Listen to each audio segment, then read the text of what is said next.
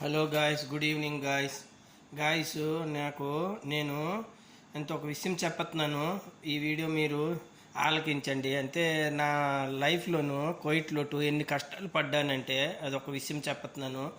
నేను స్టార్టింగ్లో కువైట్కి వచ్చాను 1993 జనవరి 27 కువైట్లో అడుగు పెట్టానమాట. నాకు అప్పుడు ఏజ్ 24 అవుతుంది. 24 అంతే, చాలా దినాలు 24 అయ్యిందనమాట.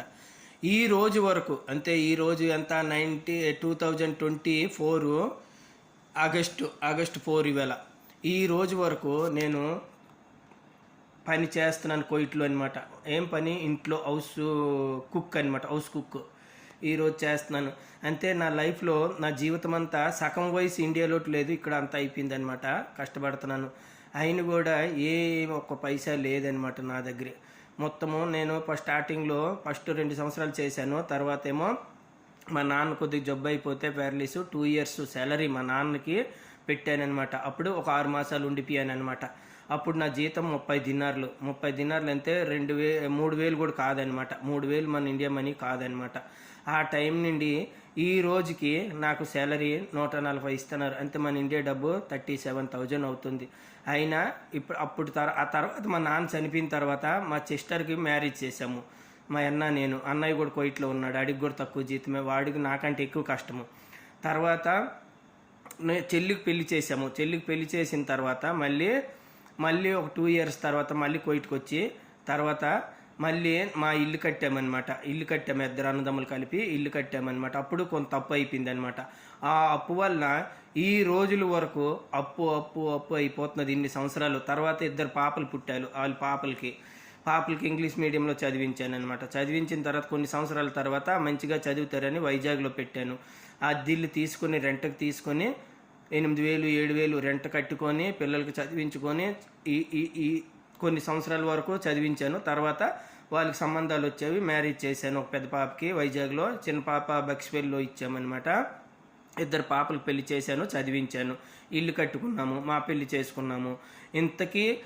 ఇంత కష్టమన్నమాట కువైట్లో వంట పని. అంటే ఎవరికి తెలియదు, తెలిసినోరికే, అందరికీ అజాదుగా ఉంటుంది. కానీ నాకు ఒక్కరోజు ఇండియాకి వెళ్ళిన వరకు, ఏ రోజు ఫ్లైట్ ఎక్కుతానో ఆ రోజు వరకు ఒక్కరోజు సెలవు ఉండదన్నమాట. వాళ్ళు ఏ టైంకి చెప్పితే ఆ టైంకి నేను వంట చెయ్యాలి. అది చెయ్యు, పలాంది చెయ్యు అంటారనమాట. ఆర్డర్ ఇస్తారు, నన్ను రూమ్లో ఉంటాను. అలాగా చేసుకొని 11, 12 అవుతుంటుంది. ఏ రోజు ఎక్కువ హార్డ్ అవుతుంది, ఏ రోజు కొద్దిగా పర్లేదు. ఇప్పుడు కొద్దిగా పర్వాలేదు అనమాట, బాగున్నాను మంచిగా. అంత హార్డ్ వర్క్ లేదు. ఇంత కష్టాలు పడ్డాను అనమాట కువైట్లో.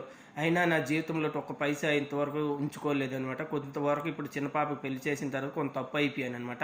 ఈ అప్పులు తీరిన తర్వాత మళ్ళీ నన్ను ఈ వంట పని చేయలేను, ఇండియాలో ఏదో ఒక చిన్న పని చేసుకొని చక్కగా ఉంటాననేసి నేను మరీ కోరుకున్నాను. చాలా కష్టాలు పడ్డాను అనమాట. బాసులతోని, మేడములతోని, అందరితోని. నాకు అరబీ కూడా మొత్తం క్లియర్ వస్తుంది, అరబీలో మాట్లాడితాను. ఈ విషయము నిజం చెప్తున్నాను. అరబీ, ఇంగ్లీష్ కూడా వస్తుంది అనమాట.